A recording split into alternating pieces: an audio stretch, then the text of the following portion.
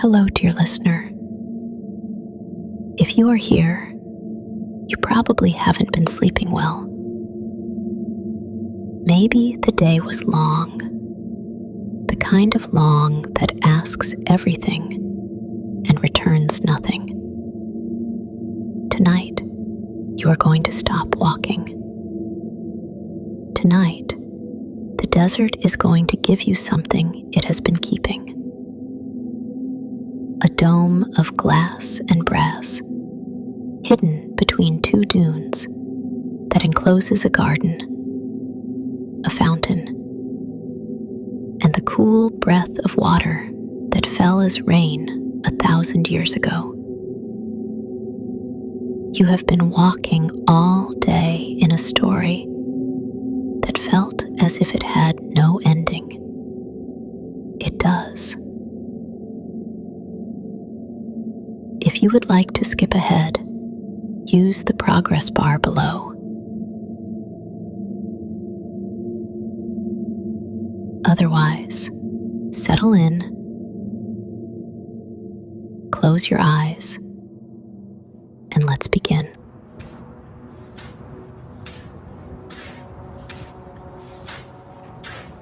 You have been walking since the sun was high, and the desert has been patient with you.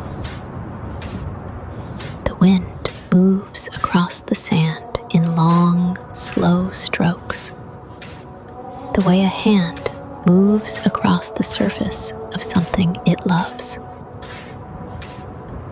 The dunes roll away from you in every direction. Golden, enormous, completely indifferent. And somehow, that indifference is not cruel. It is honest. The desert does not pretend to care. And so, for the first time in a long time, you do not have to pretend either. Your feet are heavy. The sand is warm through the soles of your shoes, and each step asks a little more than the last one did. You can hear your own walking, the soft crush, the slide, the settle, and you realize you have not heard your own body for days. There has been no room for it. The world has been loud in the way cities are loud, full of voices that wanted things from you, clocks that measured you, screens that kept you. Out here, there is none of that. There is only the wind and the sand and the sound of one person walking. The heat has changed as the sun has lowered. It no longer presses down. It rests on your shoulders, heavy and tired, the way a long day rests. The light has turned amber and deep. Your shadow has grown long and thin, and it walks beside you like a quiet companion who asks nothing of you. Ahead, the horizon shimmers, the heat lifting off the sand in slow, silent waves, making the edge of the world look liquid. You have seen this all day and paid it no attention. Shimmer is the desert's oldest trick, and you are too tired for tricks. The silence out here is not empty. full of small presences. The shift of a grain of sand, the far hum of the air, the quiet machinery of your own body remembering how to be slow.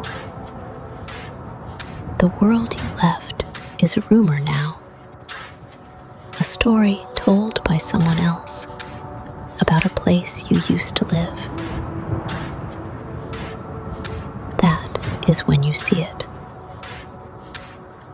A glint. A single point of light on the horizon where no light should be. It is there for a moment, then gone. And you tell yourself it was the sun on the sand, or the heat, or your tired eyes. You keep walking, but the glint returns, steadier this time, and it does not look like the sun. It looks like a star that has fallen to the ground and decided to stay. You stop.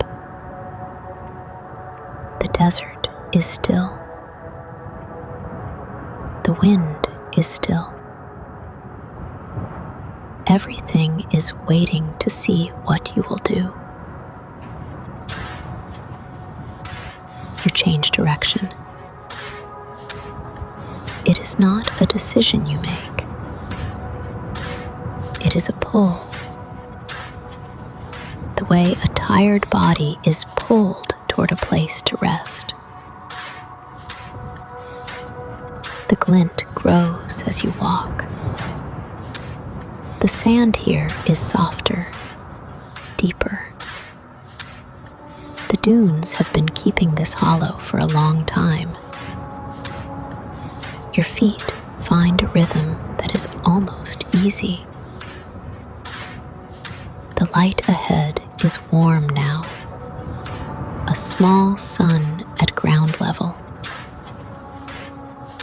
And you realize you have stopped feeling the heat. Not because it is gone, because there is somewhere to go. It becomes a curve. It becomes a dome. The wind drops away as you draw closer, as if the dunes themselves are hushing the approach. And then you see it whole, a great round structure of glass and brass, half buried in the sand between two dunes, glowing with a soft, warm light from within. It is ancient, and it is cared for. The brass is dark with years, but it is polished at the places where hands have touched it. The glass is thick and clear, and behind it, your hands go still, and not from the walking. Behind it, there is green. There are palms. There is water. It is whole. It is sealed. It has been waiting.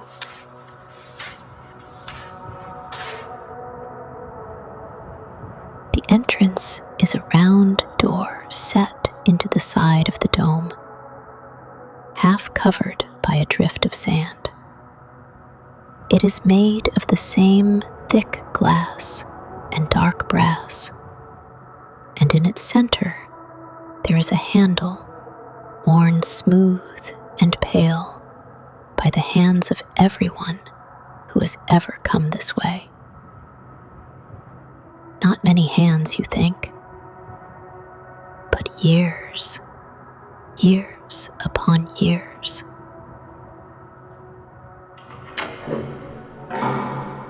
You reach out, and the door opens before you have to decide anything.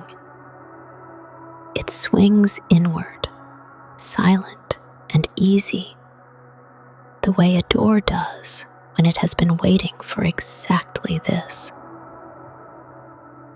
The handle is cool under your hand, cooler than the air outside, and the door moves as if it has been oiled this very morning. Inside, before you see anything, you hear the shape of the space, the way a room announces itself by the sound of its own silence, large and soft and full of distance.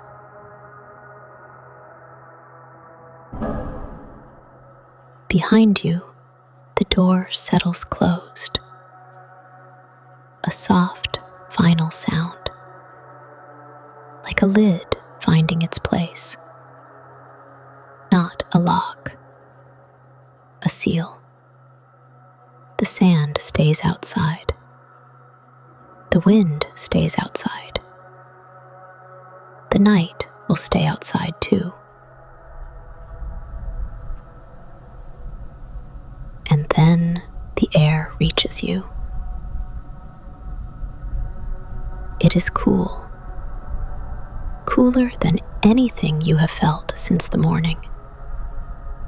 Cool the way a cellar is cool, the way a spring is cool.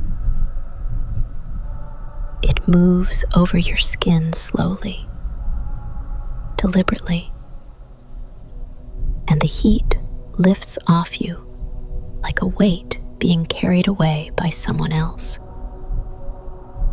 Your shoulders lower, your hands uncurl. The day, which has been wrapped around you like a second, heavier skin, loosens. You step forward, and the dome opens around you. It is enormous. From the outside, it was a promise. From the inside, it is a world. The glass rises above you in a great vault, and beyond it, the sky is turning the deep blue of early evening. The floor is warm stone, smoothed by years, and it keeps the day's heat like a memory. The ceiling rises so high above you that the lanterns hang like small moons, and the dome becomes a sky of its own. A second sky, warmer than the first, and everywhere, there is green. Palm trees grow from the stone floor itself, their trunks leaning gently, their fronds reaching up toward the glass.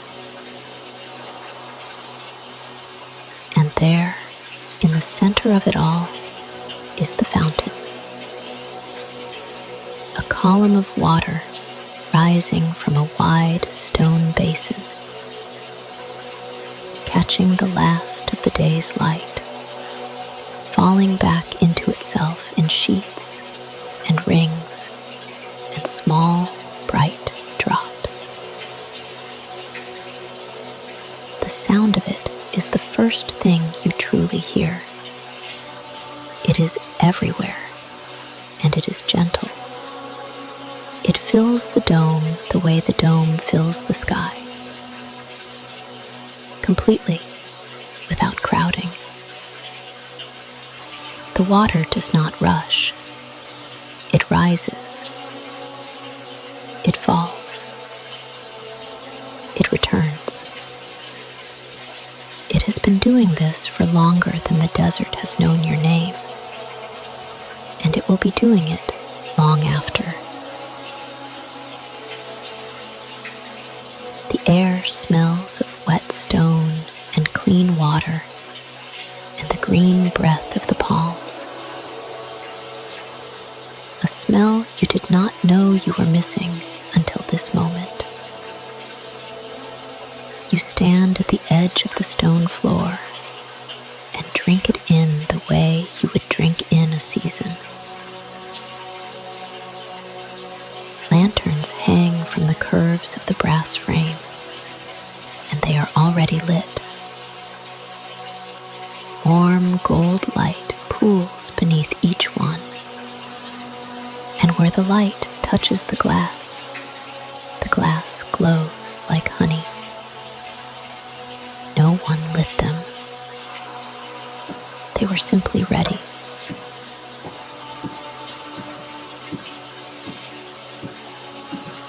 You walk to the edge of the basin. The water is so clear you can see the stone below it, and the stone below the stone.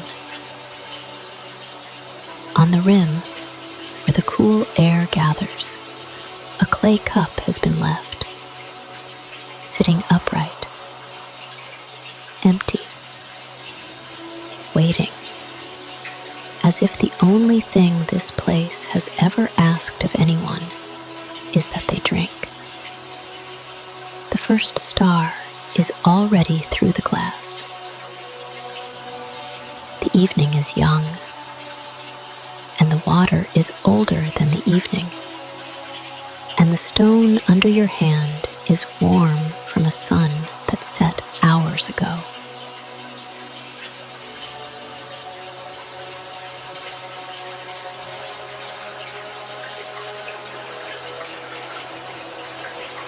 You sit on the edge of the basin, and the world narrows to the fountain.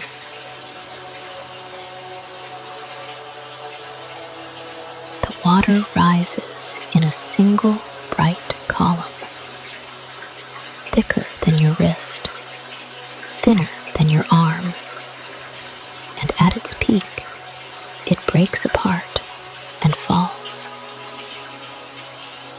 You can hear the layers of it if you listen. The column itself, a solid sound, deep and steady. The sheets where the water spreads thin and strikes the basin. The drops, the small ones, that land a half second later and make their own tiny notes on the stone. The dome gathers all of it and gives it back. So the water sounds larger than it is, the way a bell sounds larger than the hand that strikes it. You reach down. The water is cool, cooler than the air even, and it moves over your fingers the way silk moves, and the sound changes with your touch. The rings spread from your hand across the pool, carrying the light with them. And for a moment, the whole surface of the water is moving gold. The cup is still there, on the stone beside you. You pick it up. It is warm from the stone and cool from the air, and it fits your hand the way things fit when they were made for hands in general, and yours in particular. You dip it into the pool, and the water comes up clear and clean, and you drink. It tastes the way the air smells, of stone and sky and something green.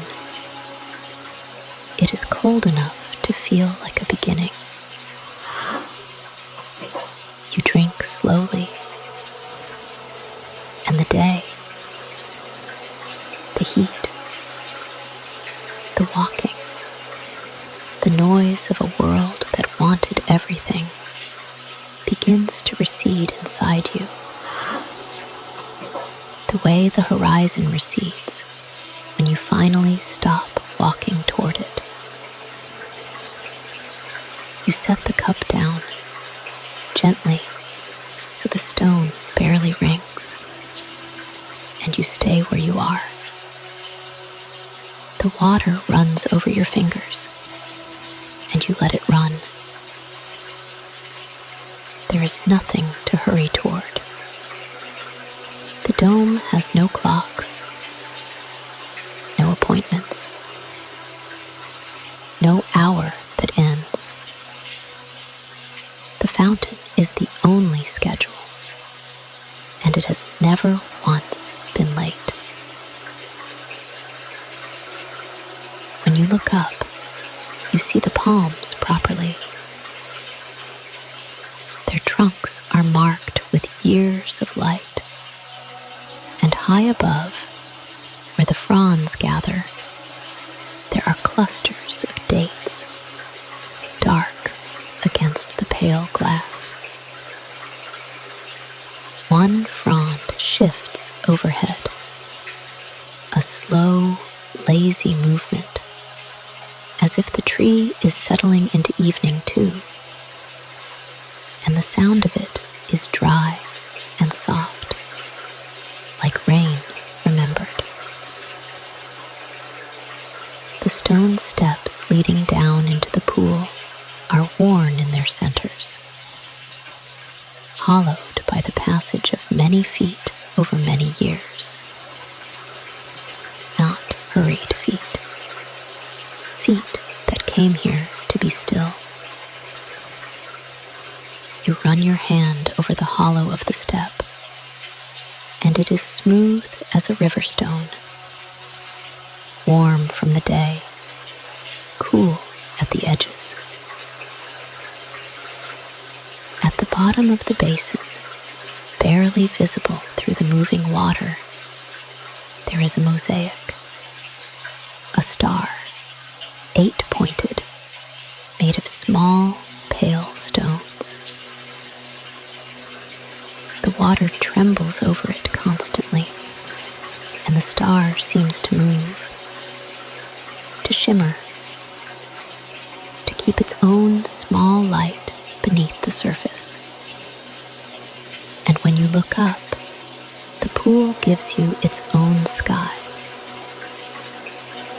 The water light of the fountain, thrown upward, moves in slow gold nets across the curve of the glass.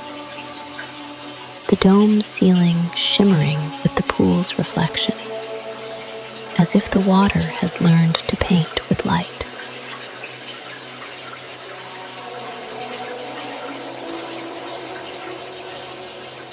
You watch it move for a long moment, and the moving light is as restful as the moving water.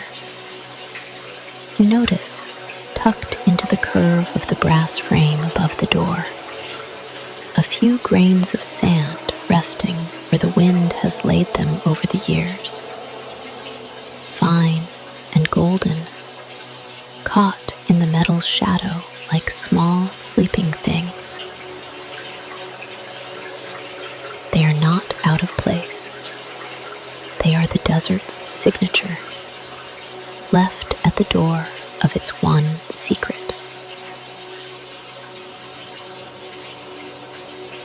You look up again through the glass. Outside, the sky has deepened to indigo, and the first star is there, a single point of light. Steady, patient. Inside the dome, the lanterns have begun to glow a little warmer, as if the night is asking them to take over the day's work. And the fountain keeps rising and falling, rising and falling. And the dome keeps gathering the sound and giving it back. realize you have stopped thinking about the walking. The walking is over.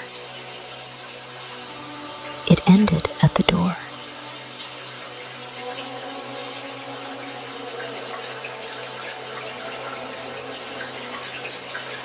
Dusk moves through the glass like water through a sieve. The dome is darker now, and the stars are coming. You walk through the garden slowly, the way you would walk through a room you were afraid to wake. There is more here than the fountain. Beyond the pool, where the palms stand closer together, the stone floor gives way to packed sand. The desert, invited in and tamed. A few low plants grow there, dark and green, and between two palms there is a shallow basket made of reeds, and in it, folded with care, a blanket.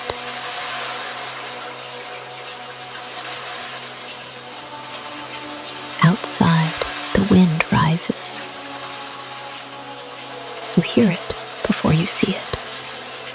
A low, gathering sound, like something large moving far away. It reaches the dome and passes over it, and the sand it carries strikes the glass in 1,000 tiny taps. A sound like fine rain, like rice on paper, like 1,000 small secrets landing at once. The wind passes, and the sound fades, and inside the dome, nothing has changed. The lanterns did not flicker. The palms did not hurry. The water did not pause.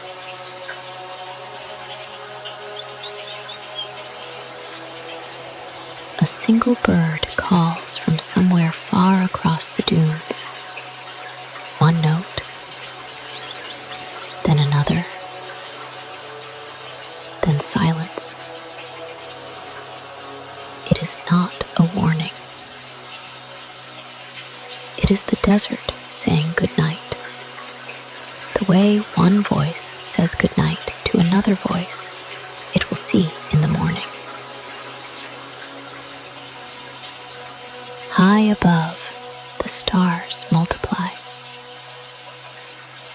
You stand beneath the glass and watch the sky fill. First the bright ones, then the shy ones, then the faint ones that only appear when you stop looking for them.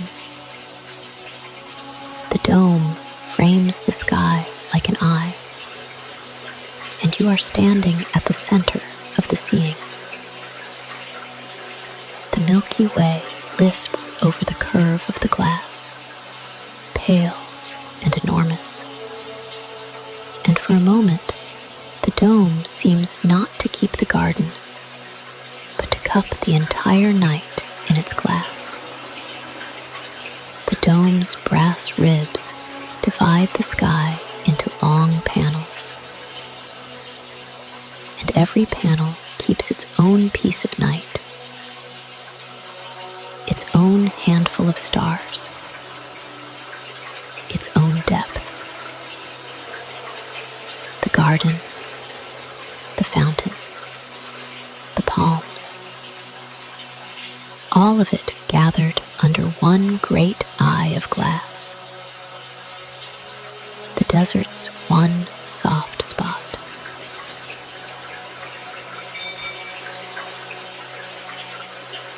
Near the far wall, a palm frond brushes against a hanging lantern, and the glass makes a small, clear sound. One note, bright and brief, like a coin of light. The lantern swings slowly, and its pierced clay throws tiny stars across the stone. A second sky, closer, warmer.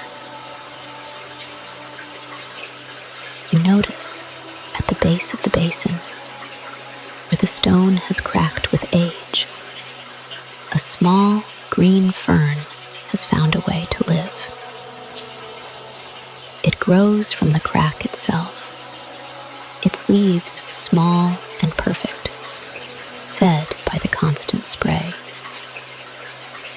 The water that has fallen here for centuries has worn the stone and nourished the fern, and neither of them minds.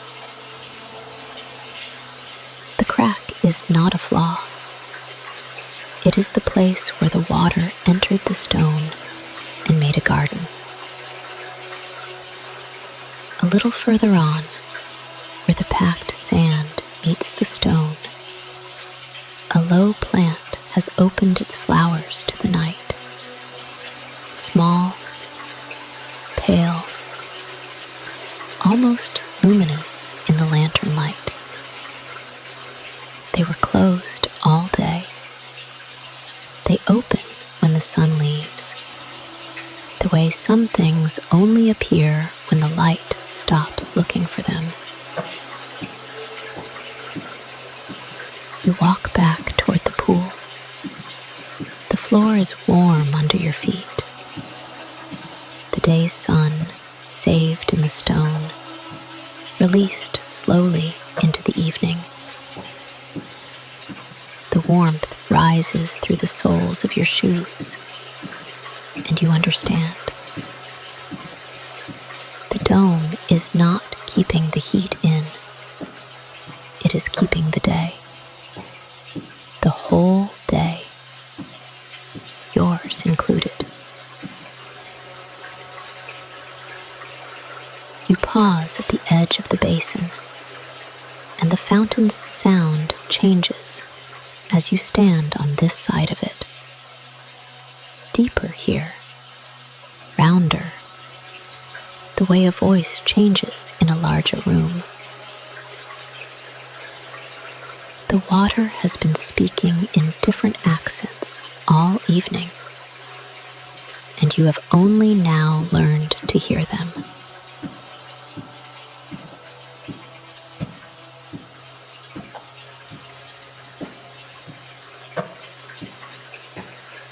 By the pool, on the far side, there is a low platform of stone spread with cushions. The cushions are old and soft, their fabric faded by years of use, not worn out, but worn in, the way a chair is worn in by someone who sat in it often and loved it. A lamp stands beside them, already burning. Its light low and steady and gold.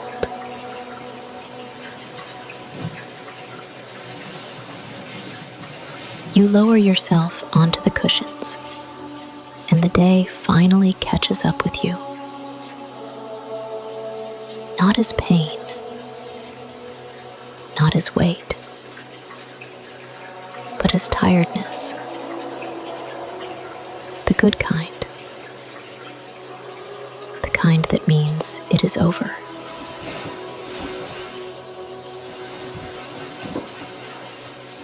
You take the blanket from the basket. It is wool, softer than you expected, warm from the stone, and you settle it over your legs. It settles around you the way the evening settles around the desert. Slowly, completely, without asking anything of you. The wool smells faintly of sun and cedar, a smell from another season, saved here the way the day's warmth is saved in the stone.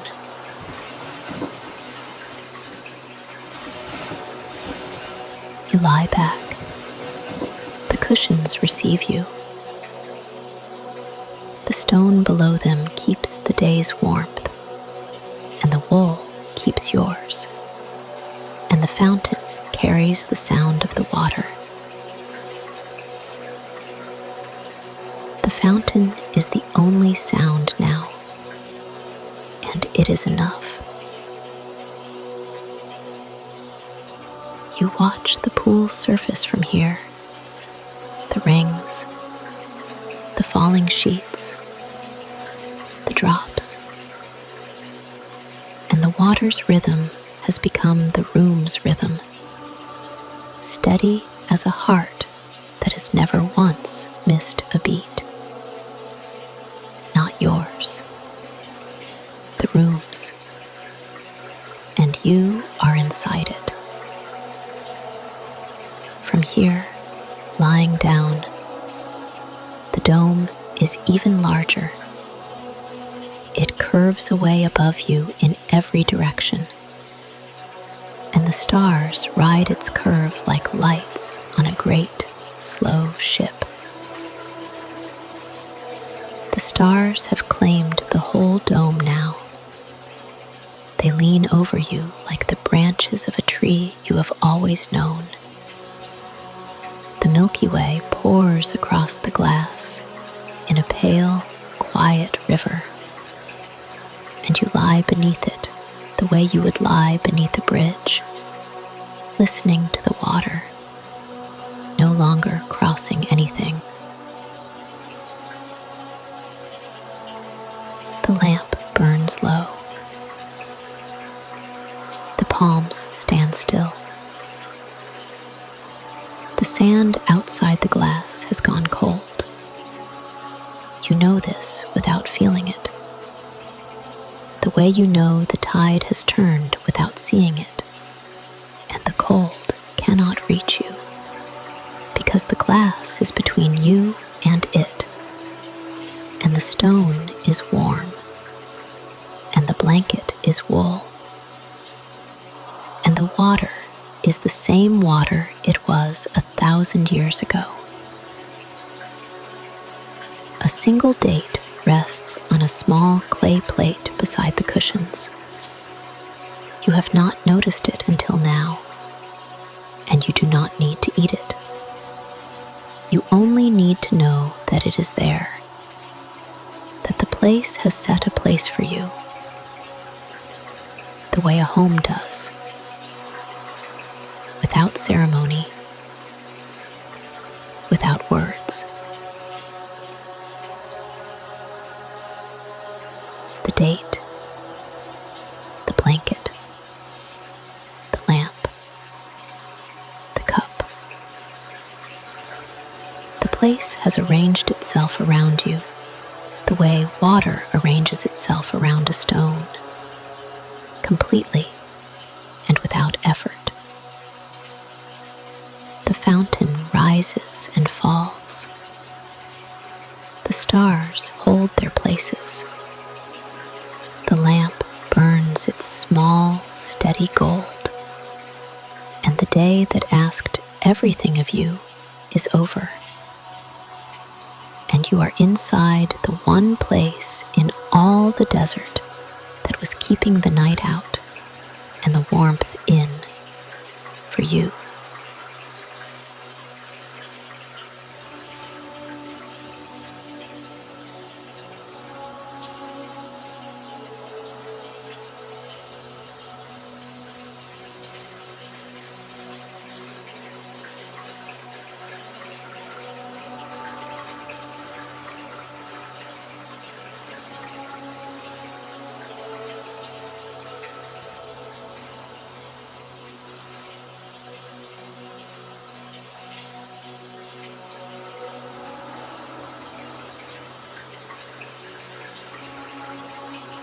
The water is the world now.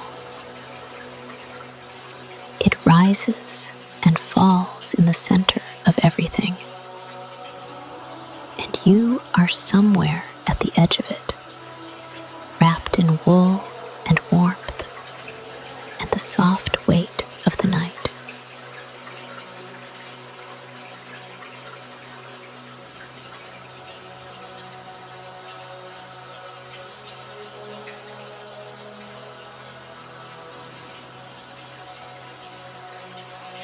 Above you, the dome keeps the sky the way a hand keeps a lamp, gently so nothing spills. The stars have stopped moving, or you have stopped moving, which amounts to the same thing.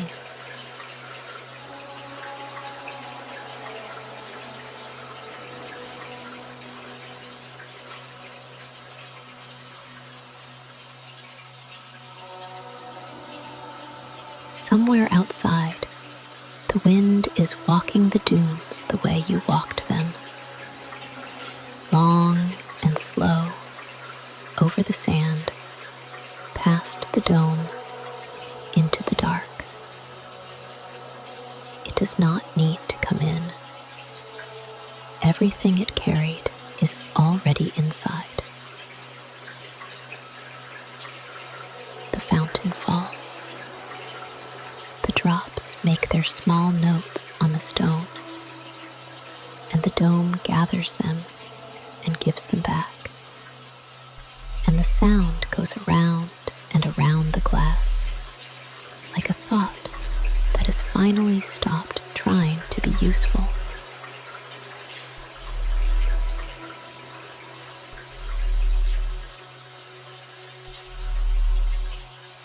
Beneath everything, under the water, under the wool, under the stars, there is a low, deep note, the sound of the dome itself, the stone and the glass, and the old brass keeping their shape through the night. It is too quiet to hear and too steady to forget. It is the place keeping time.